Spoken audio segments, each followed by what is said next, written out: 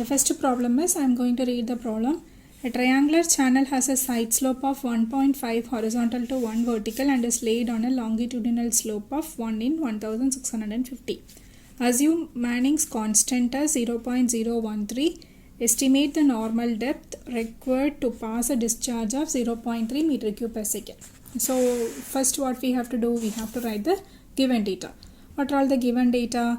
Channel is a triangular channel, side slope is given, bed slope is given, n you have to write, and q. These are all the given data. What you have to find? You have to find the normal depth, that is yn. So how to find the normal depth? The only formula is q is equal to area into velocity. Simple. Area you have to substitute in terms of yn, and velocity you have to substitute in terms of yn, so that you can easily find out what is the normal depth. Clear? So this is a triangular channel actually. So what is the area? Area of the triangular channel? A is equal to zy square. Okay. How did you get this zy square? This is a triangular channel. Here one vertical, z horizontal. So for y vertical, the horizontal will be zy. Okay. So area is equal to two triangular portions, 2 into right angle triangle. So half of b into h. Okay. 2 into half of zy into y. Finally you will get a is equal to zy square. Clear? Wetted perimeter. Why there is a need of wetted perimeter? In the velocity equation, v is equal to 1 by n, r raised to 2 by 3, s raised to half. What is r? R is nothing but area divided by wetted perimeter. How to find the wetted perimeter? Wetted perimeter is nothing but the water which is in contact with the sides of the channel. So this side, this portion, length of the side slope, and this side, here also length of the side slope you have to find. How to find this? This is a right angle triangle. You have to apply the Pythagoras theorem. So finally you will get y into root of 1 plus z square. So wetted perimeter will be 2y into root of 1 plus z square. Okay. So the solution, after writing all the formulas, substitute in the equation q is equal to area into velocity. So q area is equal to 1.5 yn, velocity is equal to 1 by n, r raised to 2 by 3, s raised to half. So substitute all area in terms of yn and velocity in terms of yn in this equation, and finally you will get what is the normal depth. Okay, result. You have to write down the result. Okay, q is equal, the only formula used here is q is equal to area into velocity. Okay. So in any channel, in any channel, whether it is a rectangular channel or it is a triangular channel or it is a trapezoidal channel, whatever it is you will have three depths. One is the normal depth, the another one is the critical depth, and their actual depth. Okay. Yn and yc is used for finding out the slope. Okay. Whether it is a mild slope, whether it is a steep slope, whether it is a horizontal slope, like that. Okay. By using this actual depth, okay, by using this actual depth and yn and yc, we can find out the profile, in which profile the water is. Okay. Whether it is a rising profile or it is a falling profile. Okay. For a particular discharge q, you will have yn and yc. This is the actual depth. Currently the water is flowing. That depth is represented by y.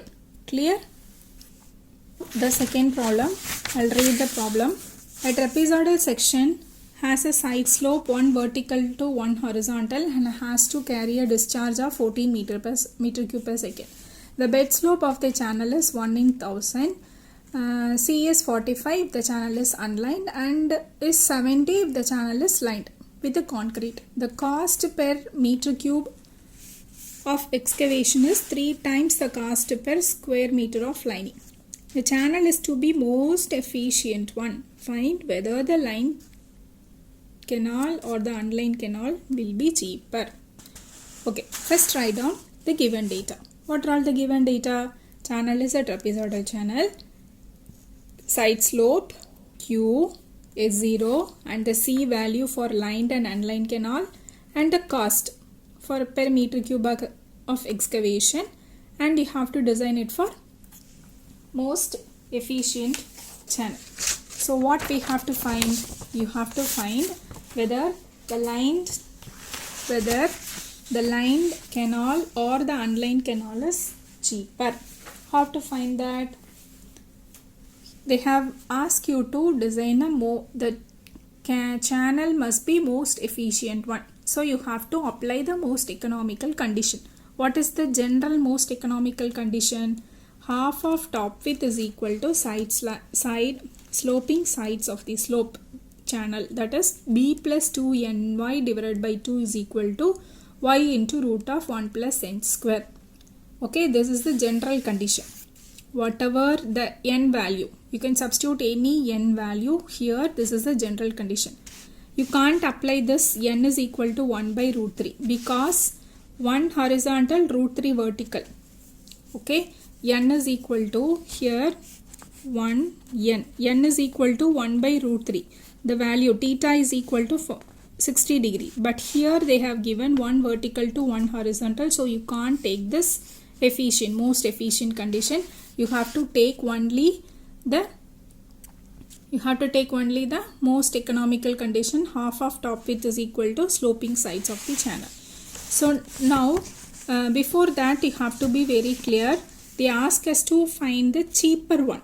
Okay, cheaper, that is when it will be cheaper, when the cost of excavation is very less, then it is a cheaper. Okay, how to find when will be the cost of excavation will be very low? When the lining area, when the area of lining, okay, when the cost of lining is low, your cost of excavation is also low. When the cost of lining will be low, the wetted perimeter lining is low. The dimensions, the length of the wetted perimeter is small, your cost of lining will be small. Automatically your cost of excavation will be low. So first what we have to find, you have to find the wetted perimeter, that is lining area. How to find the lining area? For that we are in need to find what is the breadth and depth. Okay, breadth and depth, that is the side slope length and the width of the trapezoidal channel. So first we have to find the dimensions of the lined canal and the unlined canal. Okay, so divide lined canal, unlined canal. A discharge is same, Q is equal to 14. Here also same, area and R value. Okay, substituting. After substituting all the values, you will get finally like this. 311.11 is equal to this, like this. But in this, B is an unknown value and also Y is also unknown value. Okay, we are in need to find the width as well as the depth. But both the values are unknown value. So what here, there is a need. What is the need? Either you have to convert the B in terms of Y or Y in terms of B. Then only it will be easy for us to find any one variable. Okay, here both the variables are unknown. That is the width also unknown, depth also unknown. So we have to write either B in terms of Y or Y in terms of B. So for arriving that, we have to apply the most economical condition. What is that condition? B plus 2ny divided by 2 is equal to y into root of 1 plus n square. Okay, then you'll get B in terms of Y. Substitute this B in this equation and you'll get what is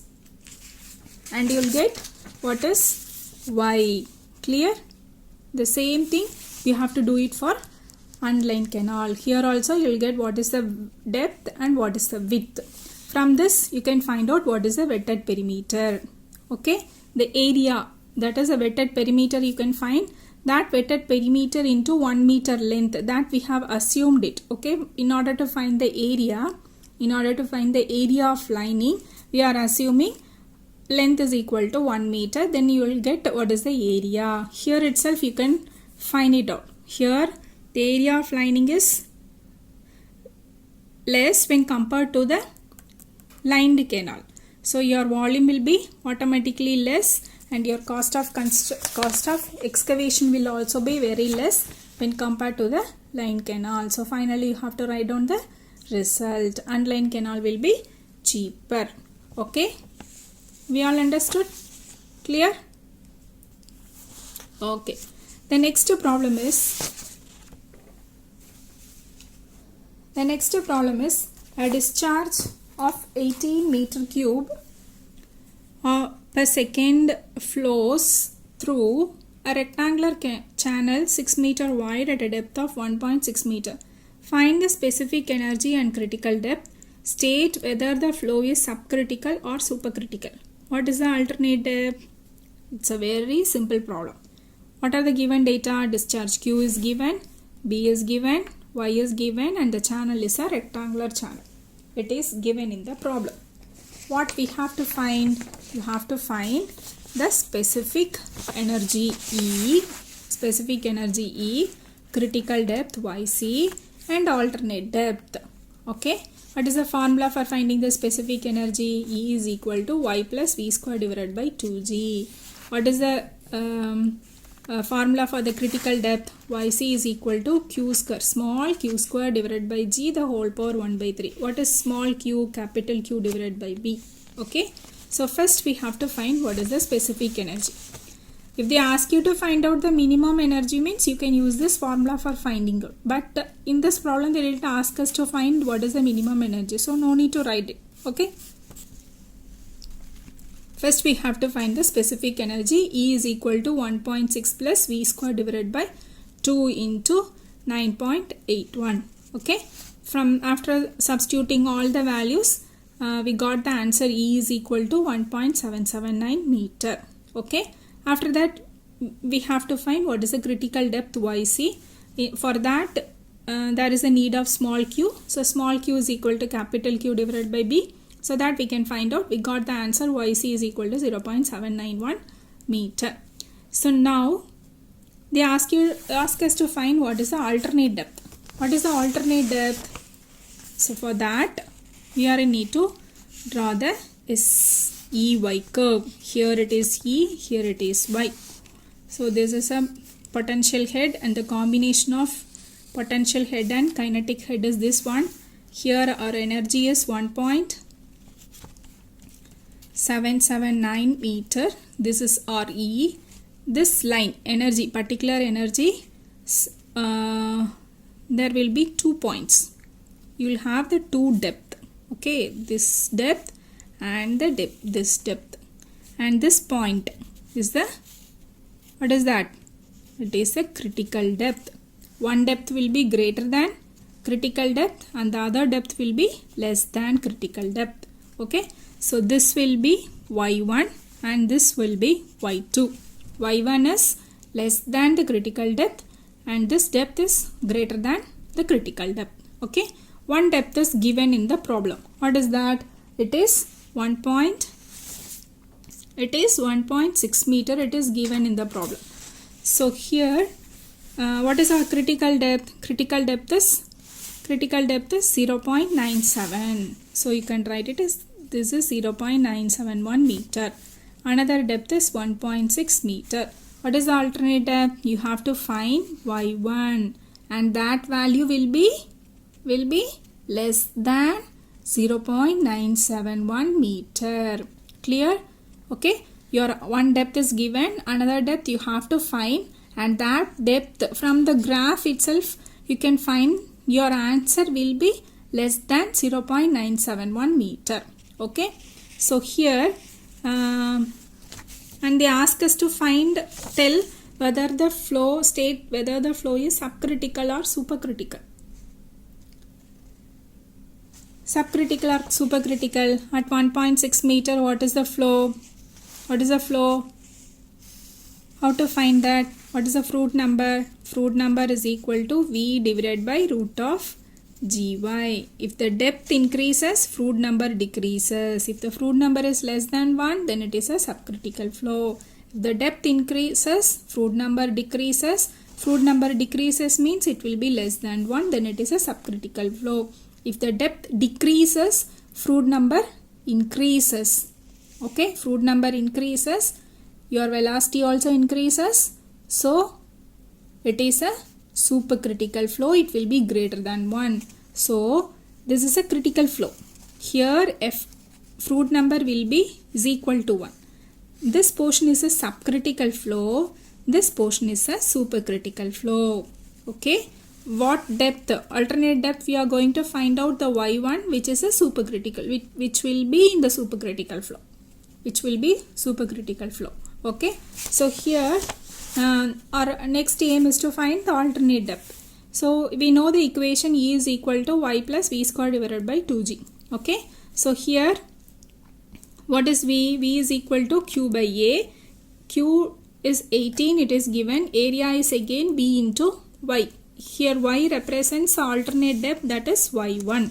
Okay. 3 by y1, 9 by y1. Everything is y. Simply I have written it as y. Okay. It is y1. So here y1, y1, y1. Okay. You are in need to find out the alternate depth y1. How to find that? This is one equation. You have to do it by trial and error. You have to do it by trial and error. For that, you have to assume some depth. No, that depth should be less than which value? Critical depth 0.97. Okay. So assume any value which is less than 0 critical depth and start your trial. I just started it with 0.5 and I check it with the left hand side, which is 1.779, which is not equal. Again I did for the went for the second trial, third trial, fourth trial. After fifth trial I got the answer is, when y is equal to 0.63, I got left hand side is equal to right hand side. So our alternate depth y is equal to 0.63 meter. Clear? Finally, while writing the result, it's better to draw the diagram. Okay. What is that? SEY curve. So this is the curve. This is your energy 1.779 meter. This is your y1 and this is your y2. Write down the values and write down the critical value. This will be subcritical flow and this will be supercritical flow. And you have to state it. At 1.6 meter, the flow will be subcritical. The alternate depth is 0.63 meter. At this depth, it will be supercritical. You have to represent it. Okay? Clear? Clear? The head loss in a hydraulic jump formed in a rectangular channel may be expressed as delta E is equal to V1 minus V2 the whole cube divided by 2G into V1 plus V2. Okay. How to find this? How to derive this? What is the solution? Delta E means E1 minus E2. Difference between the two energy levels. We know the equation for the energy. What is the equation? Y plus V square divided by 2G. As it is E1, you have to represent it as y1 plus v1 square divided by 2g. Here y2 plus v2 square divided by 2g. Separate it. Y1 in one portion and y2 in one portion. So finally the equation will be like this. Delta E is equal to this, and this. Okay. So here v1, here it is y. Okay. We have to bring the y, because what we have to prove? Everything in terms of v. So we have to bring everything in terms of v. This portion is already v, but here it is y. So we have to bring this y in terms of v. How to bring that? So we know q is equal to y1 v1. y1 v1. How did they got this? We know discharge is equal to area into velocity. Area is nothing but b into y, because it is a rectangular channel. B into y into v. Q by B is small q. So small q is equal to y into v. The discharge is same throughout the channel. So v1 y1 is equal to v2 y2. Okay. So substitute this. From this you will get y1 is equal to q by v1. y2 is equal to q by v2. Substitute that value in the equation 1. What you will get? Delta E is equal to v1 square minus v2 square divided by 2g minus of this one. Here also again q. So you have to bring this q in terms of v. How to bring that? while deriving the hydraulic jump equation in one portion, you'll get this equation. Okay, you have to study this equation. 2q square divided by g is equal to y1 y2 into y1 plus y2. So from this you can derive the equation for q. After finding the equation for q, substitute it here and you'll get the answer. Okay, so here 2q square divided by g is equal to, again here also y1 y2, you have to substitute q by v1, q by v2 and everything. So on simplifying this, you will get q is equal to 2 v1 v2 divided by g into v1 plus v2. Take this and substitute in the second equation here in q. Okay, then on simplifying that so and so, you will get the final equation as delta E is equal to this. Okay, simple, so simple. How? Delta E. What is delta E? E1 minus E2. Okay, write down the equation for E1 and E2. Here Y2, Y1, Y2 is there. You have to bring this Y1, Y2 in terms of V1 and V2. For that, you are using this equation. Q is equal to Y1, V1. Substitute it here. You will get one equation. In that also Q, again Q keep. So in order to convert this Q in terms of V1 and V2, you are taking the hydraulic jump equation, one portion. That is 2q square divided by g is equal to y1 y2 into y1 plus y2. Okay.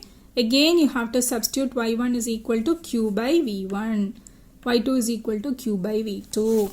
So finally you will get the answer. Hence proved. Okay. So next problem is also on derivation. It's a circular channel derivation. For a maximum discharge in a circular channel section, prove that the depth of flow is 0.95 times the diameter of the channel. That is, in a circular channel, you are having a maximum discharge. For that maximum discharge, we have to prove the depth of flow is equal to 0.95 times the diameter of the channel. Okay, how to find that? We know area is equal to r square divided by 2 into 0 minus, sorry, not 0, theta minus sin theta. That is, area is equal to r square divided by 2 into theta minus sin theta. What is the perimeter? R into theta, r theta. Okay, we know q is equal to area into velocity. Velocity, what is velocity? Is c into root of rs. You can also write it in terms of Manning's equation, 1 by n r raised to 2 by 3. That also you can write. Okay, c into, you are bringing this area into the square root. So c into root of a cube divided by p into s. What is this a cube divided by p? This is a variable one, varying one, because area, it depends upon the depth of flow, and the wetted perimeter also depending on the depth of flow. C and S is a constant one. Only thing which is varying is a cube divided by p. Okay, so if you are differentiating this a cube by p with respect to the theta and again equating it to 0, then you will get the maximum discharge condition. Okay, so therefore differentiate a cube divided by p with respect to theta and equating it to 0, you will get the maximum condition. Okay, so this is in u by v formula. How to find the u by v formula? What is that u by v formula? dy by, how to find? V into du by dx minus u into dv by dx divided by v square. This is the equation. So here v is p, u is a. First one is p into d a cube divided by d theta minus a cube into dp by d theta divided by p square is equal to 0. This will go there and it will again become 0. So finally you will get this equation. 3p into dA by d theta minus a into dp by d theta is equal to 0. Take this equation as 1. Okay. Now we know area. Then what will be dA by d theta? You have to find it out. Okay. You have to differentiate area with respect to theta. You will get one equation. And you know what is perimeter, and we have to find what is dp by d theta. Okay, substitute all the values, that is a, p, dA by d theta, dp by d theta in the equation, and finally we'll arrive the equation like this. Okay, in this equation we have to find out the value of theta. How to find the value of theta? By trial and error method. Substitute theta is equal to 10, 20, 30, 100, 200, like that you have to substitute it, and you have to check whether the value, the answer is equal to 0 or not. Okay, at one point you will get the answer which is equal to 0. That point you have to note it down. That value is nothing but 0308 degree. Okay, no need to do the trial and error method and all. So the value is 308 degree. When you are substituting 308 degree, your left hand side will become equal to 0. So our value, this theta value is equal to 308 degree. What is our aim? Our aim is to find the depth of flow at the maximum discharge at 308 degree in a circular channel. The flow will be very maximum. At that point, your depth should be equal to 0.95 times the diameter. This only we have to prove. So we are in need to find out what is the depth of flow. How to find the depth of flow? Up to this point, from the center to the bottom of the channel, it is a radius. Okay, r plus OA. How to find OA? Take this triangle. We are in need to find out. There is a need of the angle. How to find this angle? The exterior angle, what we found is 308 degree. So your interior angle will be obviously 360 minus 308. You'll get 52 degree. Divide into two portions. So 26. So OA is the adjacent side for the angle. So OA is equal to r cos 26. Okay, so OA is equal to 0.898 r. Therefore y is equal to this much r. R is nothing but d by 2. You will get the answer. Clear? Simply you must know what is area, what is perimeter, and the equation a cube divided by p. You are differentiating this value with respect to d theta is equal to 0. You are arriving the equation as angle as 308 degree. From that you can find out what is the depth. That is 0.95 d. Okay, clear?